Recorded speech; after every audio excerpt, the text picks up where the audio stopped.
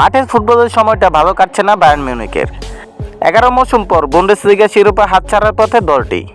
League কাপের শিরোপাও হারিয়েছে, আশা বেঁচে আছে শুধু চ্যাম্পিয়ন্স লিগে। সেখানেও কোয়ার্টার ফাইনালে প্রথম লিগ জিততে পারেনি।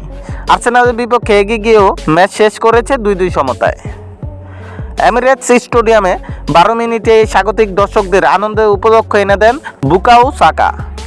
বেঞ্জামিন হোয়াইটের কাছ থেকে পাওয়া বল বক্সের ভেতর থেকে বাঁ পায়ের বাঁকানো শটে দূরের পোস্টে জাল খুঁজে নেন এই ফরোয়ার্ড। পিছিয়ে পড়া 6 মিনিটের মধ্যে ম্যাচে ফিরে আসে বায়ার্ন মিউনিখ। লিওন গোরেতস্কার দারুণ পাস থেকে স্লাইডিং শটে লক্ষ্যভেদ করেন সার্জ বিনাব্রি। 32 মিনিটে ব্যবধানও বাড়িয়ে নেয় জার্মান ক্লাবটি। পেনাল্টি থেকে বায়ার্নকে সঠিক পথে রাখেন হ্যারি কেইন। এগিয়ে যাওয়ার ম্যাচে নিয়ন্ত্রণ নিয়ে নেয় বায়ার্ন, তবে আর মিল ছিল না গোলে। এই অর্ধে ম্যাচে ফিরতে পারেনি গানাররাও। ইংলিশ লিগের শীর্ষে থাকা আর্সেনাল যে ছন্দে আছে তার ছাপ রাখে দ্বিতীয়ার্ধে।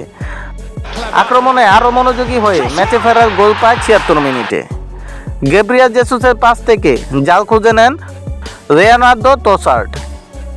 শেষ দিকে দুই দলেই গোলের খুঁজে থাকলে কেউই পারেনি লক্ষ্যভেদ করতে। আগামী 17 এপ্রিল বায়ার্নের মাঠে হবে ফিরতি লেগে লড়াই।